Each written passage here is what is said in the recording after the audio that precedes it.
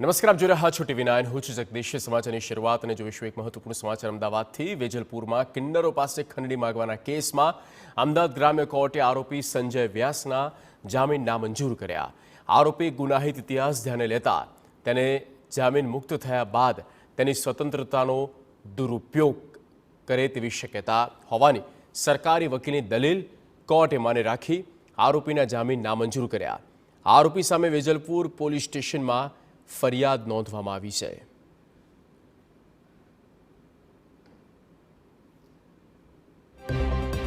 અગાઉ પણ તેઓ ભૂતકાળમાં આઈપીસી સેક્શન 302 હેઠળ વચગાળાની જામીન લઈ 300 દિવસ કરતાં વધુ ભાગેડુ રહેલા હતા અને તેઓના ઉપર ભૂતકાળમાં 26 ગુનાઓ વિવિધ પોલીસ સ્ટેશનમાં નોંધાયેલા છે. ગંભીર પ્રકારનો ગુનો છે અને જો આરોપીને જામીન મુક્ત કરવામાં આવશે તો ટ્રાયલ દરમિયાન મળી આવે તેવી કોઈ શક્યતાઓ ન હોય. ગુનાની ગંભીરતા જોતા નામદાર કોર્ટે આરોપી સંજય બાબુલાલ વ્યાસના જામીન નામંજૂર કરેલ છે.